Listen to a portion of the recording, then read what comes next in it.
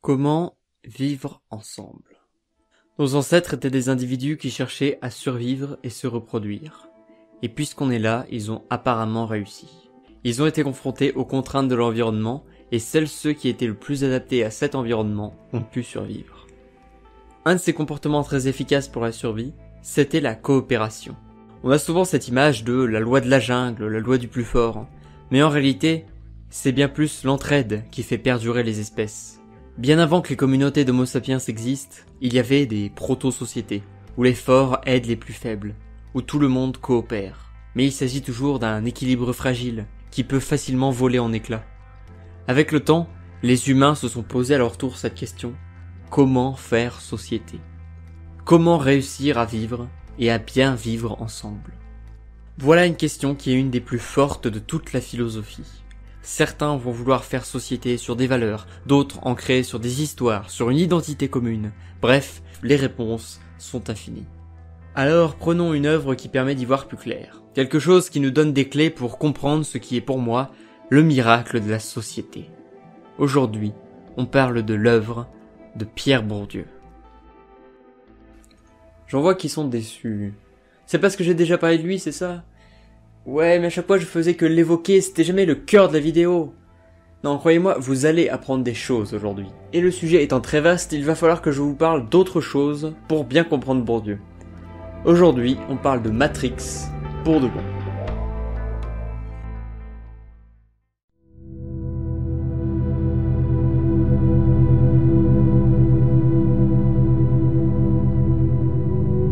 Matrix, il y a eu un avant et un après. Pour le cinéma comme pour moi. Ça a complètement changé ma manière de voir le monde. Ça a beaucoup fait pour ma politisation et ma compréhension de la société. Bon après je vous dis tout ça, mais je dois avouer que la première fois que j'ai vu Matrix, j'étais adolescent. J'avais entendu qu'il y avait un scénario profond et des effets visuels révolutionnaires, mais c'est tout. Je l'ai vu et... rien. Oui, vu la longueur de la vidéo, vous attendiez peut-être à ce que je vous dise que ça a été une révélation, que j'ai revu le film 1000 fois et que c'est devenu mon film préféré. Mais non, pas du tout. Je le voyais comme un film science-fiction action sympathique, avec un scénario un peu compliqué, et avec des suites réputées moins bien, donc pas besoin de les voir. Ouais, j'en ai fait du chemin depuis. Alors, que s'est-il passé? D'abord, les critiques YouTube, qui permettent de comprendre le message des réalisatrices. À peu près en même temps, j'ai commencé à m'intéresser à la politique, à la philosophie et les sciences sociales. Là encore, via de la vulgarisation sur internet. Le temps de faire mûrir tout ça, j'étais complètement matrixé par ces films. D'abord, je me suis rendu compte à quel point les auteurs arrivent à travailler sur plusieurs niveaux de lecture, arrivent à mettre tellement de symboles, visuellement et avec l'histoire. Ça, c'était vraiment un choc. Ensuite, parce que j'ai vraiment commencé à comprendre la puissance du déterminisme social et les différentes raisons qui poussent les gens à agir. Et enfin, j'ai eu une nouvelle manière de décrypter ce qui m'entoure. Matrix et Bourdieu ont pour point commun de nous donner une nouvelle grille de lecture du monde. Une grille qu'on pourrait résumer par une formule simple, qui pourrait vous apparaître simpliste au premier abord, mais je vous assure que je suis très sérieux. La grande révélation que j'ai eue, c'est que nous vivons dans une société. Je parle de révélation, pas parce que j'ai subitement appris qu'on vivait dans une société, parce que, ça j'étais au courant, mais parce que j'ai saisi toute l'ampleur de ce que ça impliquait. Et si vous me connaissez, vous savez que j'aime analyser le sens caché des choses, ce qui n'est pas toujours évident au premier coup d'œil, ce qui évidemment m'a poussé à vous analyser Matrix. Voilà, donc cette intro étant déjà beaucoup trop longue, il est temps d'entrer dans le vif du sujet. What is the Matrix? Matrix est un film de science-fiction sorti en 1999 réalisé par les sœurs Wachowski. Le premier film d'une série qui pour l'instant en est à 3. Il raconte l'histoire de Neo, informaticien le jour et un hacker la nuit. Un jour, il rencontre un groupe de résistants emmenés par Morpheus et Trinity, qui lui expliquent que le monde dans lequel il vit n'est qu'un monde virtuel, dans lequel les êtres humains sont gardés inconsciemment sous contrôle. What is the Matrix? Control. The Matrix is a computer-generated dream world, built to keep us under control. Neo va ainsi entrer en résistance, apprendre à tordre les règles qui régissent le système, qui va aboutir en fin de trilogie à la libération de l'humanité du joug des machines. Si la trilogie Matrix est devenue culte, c'est pas juste parce que ça faisait une super vulgarisation à la philosophie. C'est devenu culte parce que c'était trop cool comme film. Rien que les tenues, regardez-moi comment c'est trop stylé. Et tout a un sens en plus. Les lunettes de soleil, c'est pour distinguer ceux qui connaissent la réalité sur la matrice. Qu'ils voient finalement le monde qui les entoure comme un code, au-delà de ce que disent leurs yeux. Dans cette vidéo, je ne vais pas parler de mise en scène ou de musique, mais je vous renvoie au travail de ces vidéastes pour en savoir plus.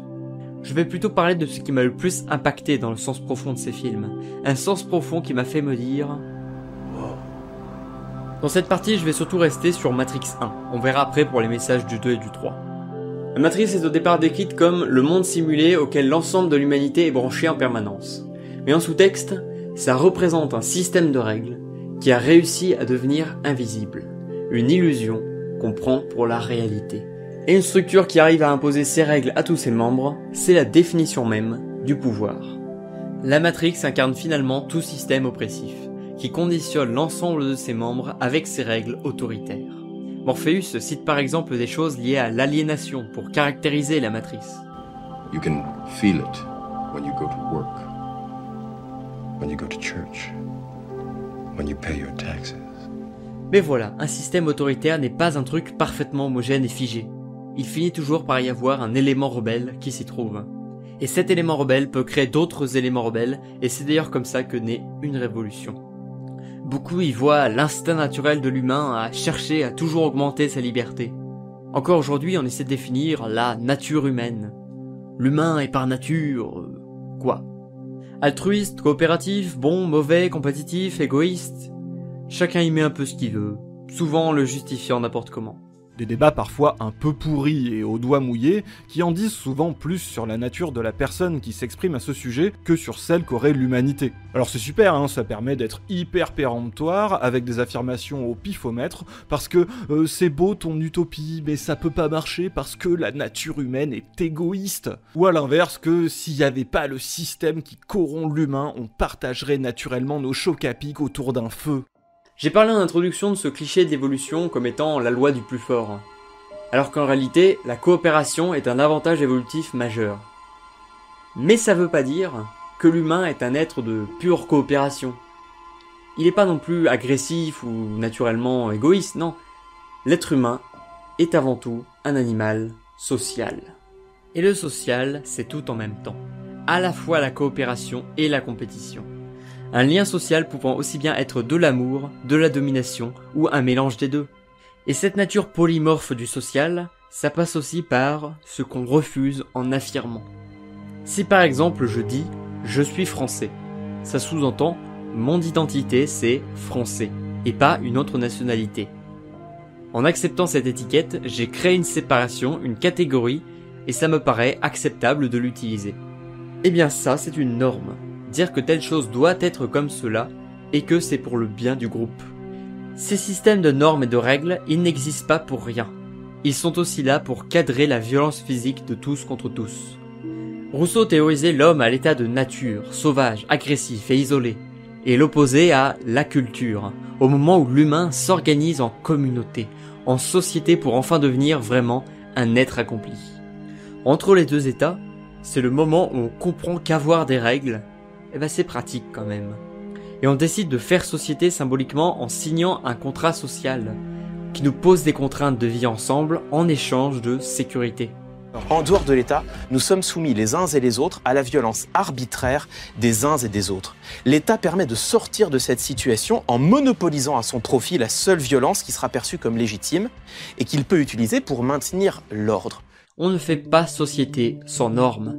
Et c'est un peu ça la première leçon que j'ai comprise de Matrix. Mais j'ai aussi appris que ces normes sont soumises à des aléas, des luttes permanentes pour les définir. Je pense qu'on peut résumer cette double idée à une scène, qui doit être la scène la plus culte du film, pilule bleue ou pilule rouge. Pour moi, tout est politique. Tout ce qu'on dit et ce qu'on fait s'inscrit dans un certain contexte politique et aura des conséquences sur ce contexte. Par exemple, raconter une histoire met en scène certaines situations, porte un message moral et impacte les personnes qui le regardent, des impacts sur leurs opinions politiques. Sans forcément qu'on en ait conscience, on passe notre temps à prendre position sur tout un tas de sujets politiques. Les positionnements politiques se regroupent souvent avec la question « inventer quelque chose de nouveau » ou « garder ce qui a déjà existé ». C'est le premier grand choix que doit faire Neo. Prendre la pilule rouge et découvrir une nouvelle manière de voir le monde, bouleversant ainsi toutes ses certitudes, ou bien prendre la pilule bleue, tout oublier, et rester dans son monde habituel. Le personnage de Neo a une vie d'informaticien. Il a donc un travail, des relations, et peut choisir de s'en satisfaire. Il peut aller dans sa voie toute tracée de métro, boulot, dodo. Mais on lui propose une autre voie. On peut lui montrer la vérité sur le monde qui l'entoure. Une dure réalité composée d'exploitation de toute une espèce.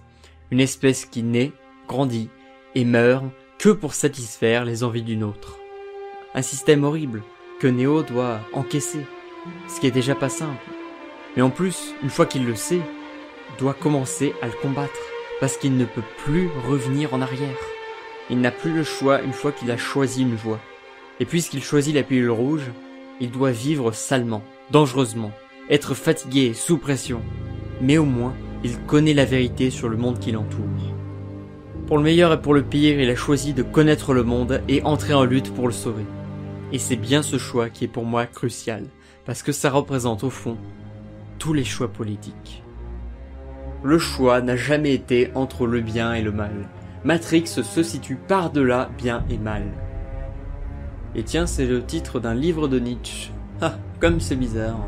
Non, le vrai choix auquel on sera constamment confronté est légèrement différent. Bientôt nous aurons tous à choisir entre le bien et la facilité. Les gens qui veulent faire le mal, ça existe pas vraiment. Mais pour défendre le bien, il va falloir se battre pour faire triompher la vision qu'on en a, ce qui découragera beaucoup de monde. Comme on l'a vu avec les statu quo warriors, en politique, il y a une différence entre la posture et les actes. On peut avoir l'impression d'être progressiste et le revendiquer haut et fort, tout en agissant comme un conservateur dans les faits. C'est bien de se poser la question sur comment on se place sur le premier axe, mais en réalité, c'est le deuxième qui compte vraiment. En fait, réfléchir à où on se situe politiquement, c'est comme s'interroger sur sa place dans la société. Ça sert avant tout à pouvoir mettre ça en cohérence avec nos actes. Et le souci, c'est que pour être progressiste au sens large, qu'on soit défenseur de la liberté, de l'égalité ou de la fraternité, on ne peut pas se contenter de vivre nos vies tranquilles. Il faut se battre pour ça. Sinon, on ne participera pas à faire avancer ces idéaux. En réalité, participer à défendre une idée ou participer au fonctionnement d'un système, ça ne demande finalement pas de le comprendre, mais juste de suivre les ordres. On retrouve ainsi l'influence dans Matrix de Cornel West, figure des études afro-américaines, qui joue d'ailleurs un rôle dans Matrix 2 et prononce cette phrase. La compréhension n'est pas indispensable à la coopération. C'est pour ça que Neo, une fois qu'il a choisi la pilule rouge, doit apprendre. Il a compris qu'il ne veut plus participer à un système qu'il n'approuve pas. Il refuse de rentrer dans le rang, le chemin qu'on lui a tracé. C'est ça le sens de ce choix entre pilule rouge et pilule bleue. Et ça marche, Neo finit par réussir à tordre les règles de la matrice et la voir comme elle est vraiment. On montre visuellement la matrice avec du code vert pour bien signifier « ce n'est pas le réel ». Ça y ressemble beaucoup, mais en réalité c'est un code qui le simule. Prendre la pilule rouge, c'est notamment voir la chose la mieux cachée à nos yeux, nous qui sommes plongés dans cette société. Le déterminisme. La base de la sociologie, c'est le processus de socialisation. La manière par laquelle on devient des sujets sociaux. Pour prendre un exemple anodin, si on arrive dans une nouvelle entreprise, on va essayer d'apprendre un peu les codes spécifiques à cette entreprise. Attention, le patron aime pas trop nous voir traîner devant son bureau. Oh, on a l'habitude de se vous voyez entre collègues. Et puis Berthier de la compta, faut surtout pas l'énerver, et puis etc. Au fur et à mesure qu'on en apprend, on va changer nos manières de parler, d'agir et de réagir pour se faire accepter autant que possible par ce petit monde qu'on découvre. Imaginez qu'on fait en réalité ça pour tous les mondes sociaux de notre vie, pour l'ensemble de la société, et depuis tellement longtemps qu'on a commencé avant de pouvoir se créer des souvenirs. La socialisation est ce qui nous forge en tant qu'individus, et surtout en tant qu'animaux sociaux. C'est parce qu'on se crée des codes et des règles ensemble qu'on peut vivre en communauté. Mais Bourdieu va plus loin. Il dit que non seulement on se forge différentes identités sociales par la socialisation, mais que c'est aussi ça qui va forger nos attitudes, nos manières d'être, de voir le monde, de parler. Notre corps sera le porteur de notre environnement social incorporé. On va ainsi avoir notre identité sociale propre, unique, mais elle aura beaucoup de points communs avec ceux qui auraient grandi dans le même milieu social que nous, auront subi les mêmes influences que nous, et l'ensemble de ces structures qu'on rencontrera forgeront des identités collectives. Et cette identité sociale à la fois personnelle et collective, c'est ce qu'il appelle l'habitus. Dans la lignée de Bourdieu, d'autres sociologues sont venus affiner cette idée d'habitus, pour l'adapter aux évolutions plus récentes de la société. On a par exemple Bernard Lahire, qui montrait que notre habitus est multiple, parce que les identités qui nous façonnent sont très variées, et encore plus depuis l'arrivée du net. On ne saurait parler d'un habitus familial, mais d'une multiplicité de socialisation possibles par la famille, conduisant à des dispositions pouvant entrer en contradiction entre elles. Donc, si ça peut prendre beaucoup de formes, il y aura toujours un déterminisme social. Nos choix sont tellement le fruit des influences de la société qu'on ne peut pas dire « je fais mes choix en toute liberté ». Concrètement, ce déterminisme va beaucoup passer par de petits mouvements, beaucoup de petites phrases, de petits regards, qui formeront beaucoup de petites influences. À force d'affluence, répétée encore et encore, ce qui doit arriver, arrivera.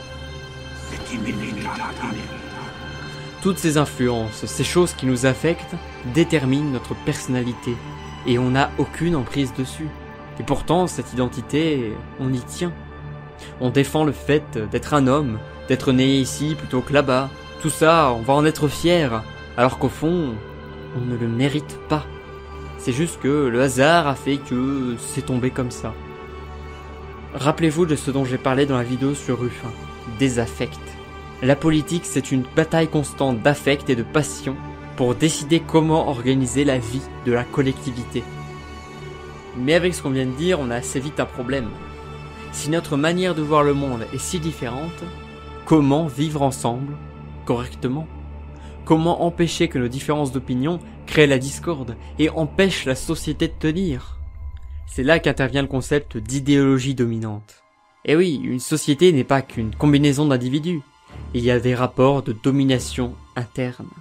Les gouvernants ont besoin de créer des illusions, qui vont devoir se répandre et que la majorité des gens y adhèrent. Et il s'agit d'illusions nécessaires pour la cohésion du groupe. Et quand on cherche à faire vaciller un pouvoir, il faut pouvoir saper ces illusions. Il faut pouvoir recréer un nouveau consensus avec de nouveaux idéaux. La matrice est défendue par les agents. Les agents sont des programmes habillés en costard, oreillettes et lunettes. Ce qui sert à symboliser les défenseurs du pouvoir, essentiellement la bourgeoisie et les capitalistes, sans avoir à exprimer d'identité propre. L'habitus de leur groupe suffit. Et l'image qu'ils ont quand on les voit suffit à savoir de quel côté ils se trouvent. Tous ceux qui n'ont pas été réveillés de la matrice peuvent en un clin d'œil devenir des agents. Ce qui oblige nos héros à être en permanence en alerte, car le danger peut venir de partout quand ils sont dans la matrice. And many of them are so inert, so hopelessly dependent on the system that they will fight to protect it. Were you listening to me, Neo? Or were you looking at the woman in the red dress? I was. Look again. Freeze it. Quand vous vous mettez à défendre l'idéologie dominante, votre identité perso importe peu. Vous agirez comme n'importe quel agent du système. Un peu comme quand les politiciens arrivent à imposer un élément de langage dans le débat public. On va tous en chœur le reprendre les arguments en boucle comme du papier à musique. Marx disait que l'idéologie, c'était nos conditions matérielles d'existence qui construisaient la manière de voir la réalité. Et ces conditions matérielles d'existence, elles sont déterminées par les dominants. C'est la classe bourgeoise qui a le pouvoir dans une société capitaliste, et c'est la noblesse qui a le pouvoir dans une royauté. La classe dominante est dominante précisément parce qu'elle impose sa manière de voir, son ordre social à l'ensemble de la société. La matrice pose problème dans l'idée que, quoi qu'on fasse, on sera toujours dans un cadre imposé par les forces supérieures des machines. Cette analyse peut paraître très figée. Les agents sociaux seraient alors juste le fruit d'incitations, tellement fortes et nombreuses qu'aucune liberté ni révolution n'est possible. Mais ce serait oublier qu'on n'est pas tous socialisés de la même manière, et que tout cela évolue en permanence. Si un jour on se rend compte qu'il pourrait en être autrement, c'est là que l'idée de révolte apparaît. C'est quand on refuse de voir le monde de la même manière que les dominants, que nos affects dominants vacillent et changent. C'est pourquoi tous les corps individuels sont des champs de bataille passionnels. Les corps sont des scènes conflictuelles où se composent des affects contradictoires dont la résultante va déterminer tel ou tel mouvement de corps. Alors, qu'est-ce que la vacillation ? Eh bien, c'est la déstabilisation d'une balance affective jusqu'ici bien établie, prélude à sa possible inversion. L'affect dominant va changer, et il va s'en suivre la détermination de nouveaux mouvements de corps. Donc finalement, on revient à ce que disait la personne qui a popularisé le déterminisme, Spinoza. Pour lui, certes, toutes nos actions sont déterminées, mais on peut au moins comprendre quels sont nos déterminismes. Tu n'es pas venu ici faire ce choix, tu l'as déjà fait. Tu es ici pour essayer de comprendre pourquoi tu l'as fait. Alors, un petit point sur le mot déterminisme. Le social n'explique pas tous les comportements. En fait, déterminer, ça peut laisser entendre qu'on peut tout prévoir, ou qu'on a zéro liberté. Mais c'est plus compliqué que ça. On ne peut pas trop agir sur notre ADN, qui est le fruit de millénaires d'évolution et de stratégies pour survivre. Mais la biologie non plus n'explique pas tout. C'est une des raisons pour laquelle on a dépassé la querelle inné-acquis. En fait, la seule chose qu'on n'a pas dépassée, c'est qu'une cause a des conséquences. Et ça nous ramène au déterminisme du monde social. Il y a une seule et unique constante, une seule règle d'or, une seule et unique vérité absolue, la causalité. Action, réaction, cause et effet. Toute chose commence par un choix.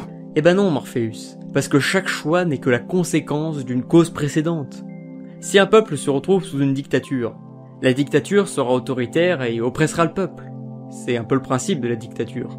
Du coup, des gens qui auront perdu des proches ou qui ne supporteront pas de vivre dans une pareille société commenceront à s'organiser et entrer en résistance. Ça ne sera pas vraiment leur choix, parce qu'ils ne seront qu'une chaîne de maillons, des causes et des conséquences. Mais c'est pas si grave que ça en fait, si les résistants n'ont pas décidé d'entrer en résistance. La causalité, pas moyen d'y échapper. Nous y sommes à jamais asservis. Notre seul espoir, notre seule paix consiste à le comprendre, à comprendre le pourquoi. Dans son ouvrage le plus célèbre, La Distinction, oui c'est une couverture un peu spéciale, Bourdieu parle des goûts. Et il montre que, en fait, les goûts et les couleurs, c'est pas un truc magique qui nous arriverait comme ça du ciel. Non, ça dépend énormément de notre position sociale. Mon goût, c'est le dégoût du goût des autres. Il n'existe pas des goûts neutres, pas plus qu'il y a des langues ou des accents neutres. C'est vraiment ça la révolution que j'ai eue en découvrant la sociologie et particulièrement celle de Pierre Bourdieu. On se rend compte que tout est social et on découvre les lois qui régissent le social. Chaque fois qu'on observe une pratique sociale, on se rend compte qu'elle est en opposition à d'autres pratiques. Qu'on le veuille ou non, on est en train de détruire et de créer en permanence des petits bouts du monde social. À chaque fois qu'on prend position, on est en train d'entrer en opposition. Il existe des règles, partout, tout le temps. Et nos influences sociales nous font agir en déterminant nos goûts et nos croyances. On vit vraiment dans une société. C'est vrai que ça fait réfléchir. Ce n'est pas agréable d'accepter qu'on agit sous le coup d'influence. On n'aime pas le destin parce qu'il nous impose de ne pas être libre de prendre telle ou telle décision. Qu'on est juste esclave de nos déterminismes. That you are a slave, Neo, born into a prison that you cannot smell or taste or touch. A prison for your mind.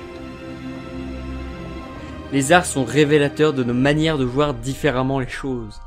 Certains objets ont besoin d'un code pour être lus, pour être déchiffrables. Oh dis donc, et ça c'est l'antenne satellite? Putain, fais gaffe! C'est un immobile de Kundelich, c'est hyper fragile ça. Et de la même manière, quelqu'un qui n'a pas le code ne pourra pas déchiffrer l'œuvre. Il y aura un décalage d'interprétation. Ça, c'est un Kundelich, c'est pas un porte-manteau! Et tout ça, c'est inconscient. Oui, je sais que l'inconscient ça vient de Freud et que c'est pas scientifique, je le sais bien. Mais on parle pas de la même chose ici. On parle bien de faits que le scientifique peut effectivement observer et mettre à l'épreuve.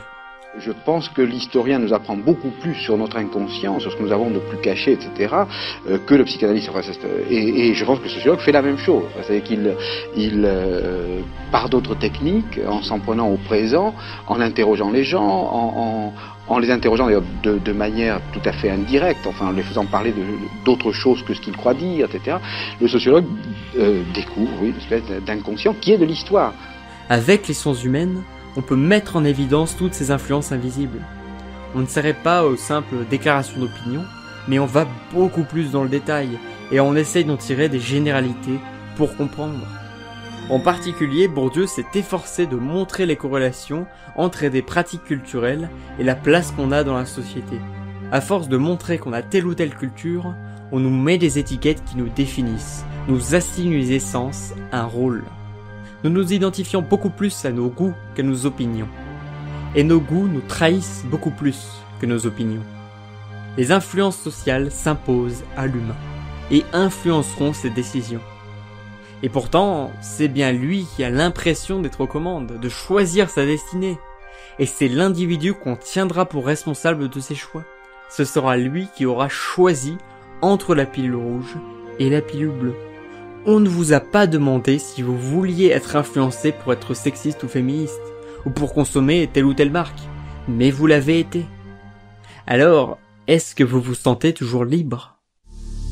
Être libre, on n'est pas parce qu'on le croit. Faudrait toujours être le premier, faudrait toujours faire le poids. Être libre quand il nous impose nos choix. Si le bonheur c'est de consommer, alors ce sera sans moi. Je pourrais encore parler longtemps de cette socialisation, de l'habitus et de déterminisme, mais je pense qu'on va sortir un peu des généralités et prendre un exemple plus précis. Parlons du genre, et plus précisément de la matrice comme métaphore de la socialisation du genre. L'idée fondatrice de la seconde vague du féminisme, c'est qu'on ne naît pas femme, on le devient. Mais évidemment, ça sous-entend qu'on devient homme aussi par le même processus. La socialisation recouvre beaucoup de choses. Une de ces choses étant la socialisation au genre. La socialisation à entrer dans la norme masculine ou féminine. Dès la naissance, on nous assigne un genre et on nous éduque différemment en fonction de ça. On finit par ne plus le questionner. Ça devient naturel. On crée une essence du féminin et du masculin, qui font partie de notre identité. Des travaux comme ceux de Mead, Bourdieu ou Smith permettent de dévoiler les manières dont on a été socialisé, de comment la société encourage à agir comme ci ou comme ça. Ce qui permet d'expliquer des choses, comme le faible taux de femmes dans les postes de pouvoir, de qui fait le plus souvent le ménage dans un couple hétéro, etc., etc. It's all about the greater good. Le genre va ainsi être une matrice qui va nous contraindre dès la naissance, nous imposer des normes, sans même qu'on s'en rende compte. Et on va docilement se mettre à penser comme ça. Un homme est viril, fort, ne montre pas ses émotions. Il doit se marier à une femme qui doit être belle, docile et savoir s'occuper du foyer. Ce modèle est à la fois discriminant pour les femmes qui sont mises dans un rapport de domination défavorable, pour les personnes qui ne se retrouvent pas dans un modèle hétéro fermé, ceux qui ne sont à l'aise dans aucun des deux stéréotypes. Bref, ça donne un cadre, mais ça crée plus de mal que de bien au final.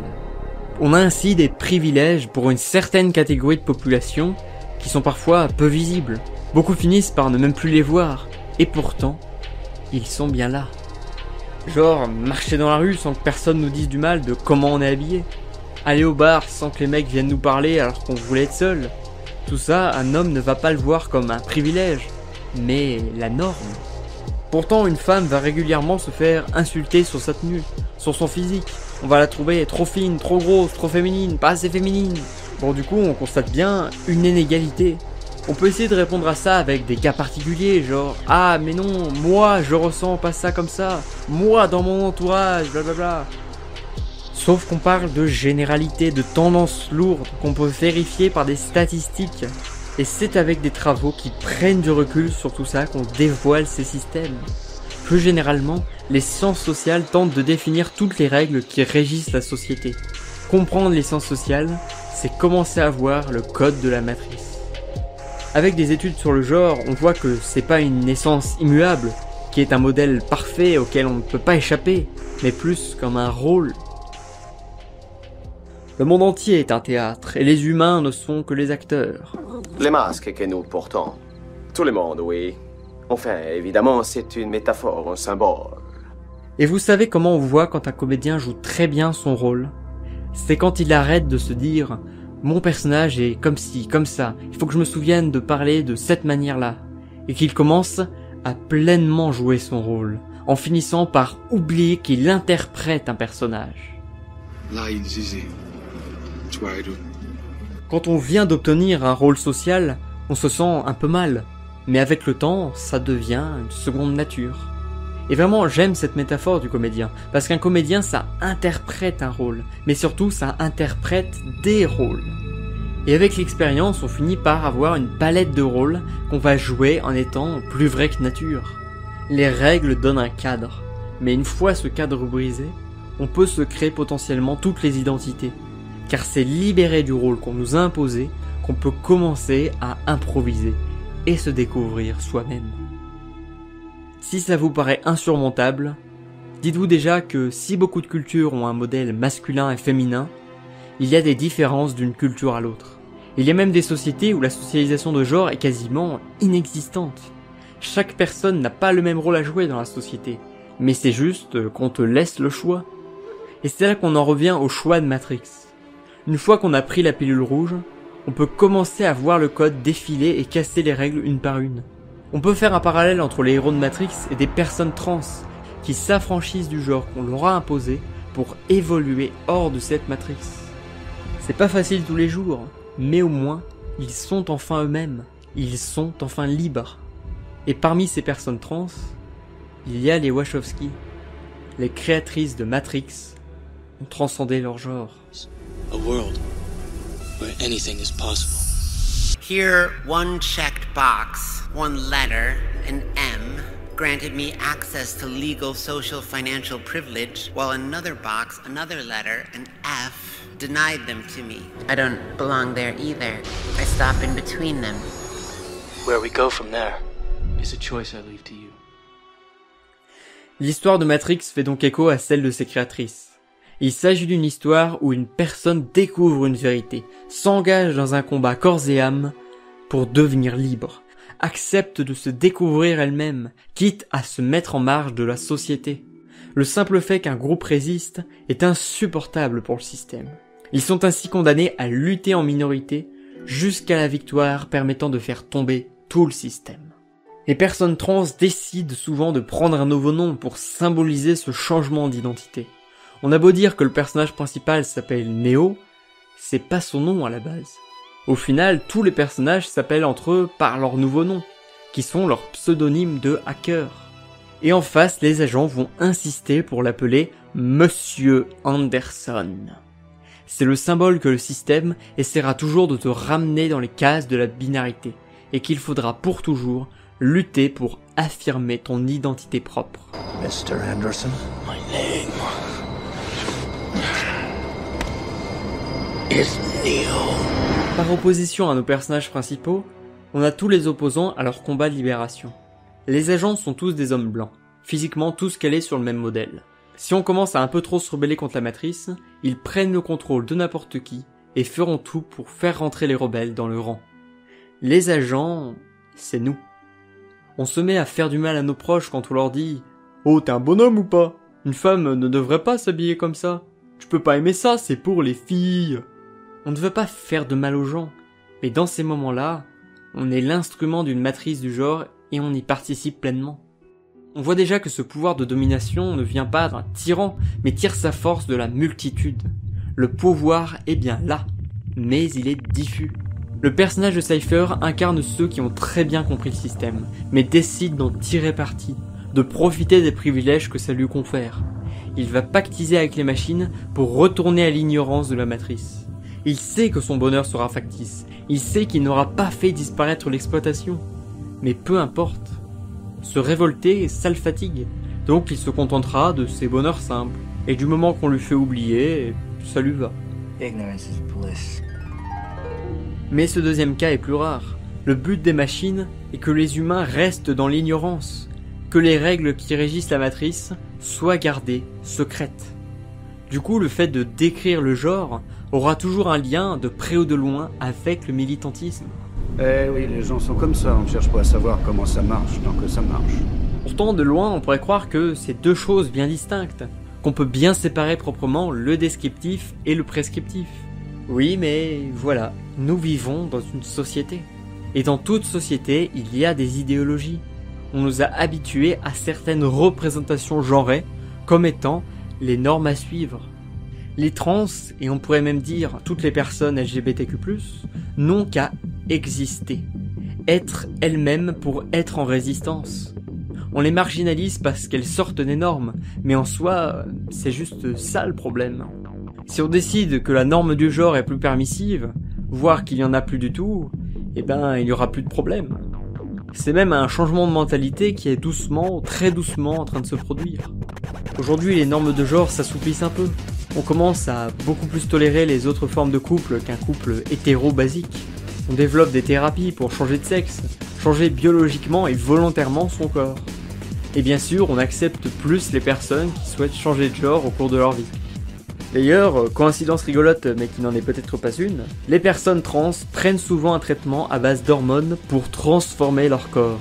Par exemple, un traitement à base d'oestrogène, qui dans les années 90 se prenait sous la forme de pilules rouges.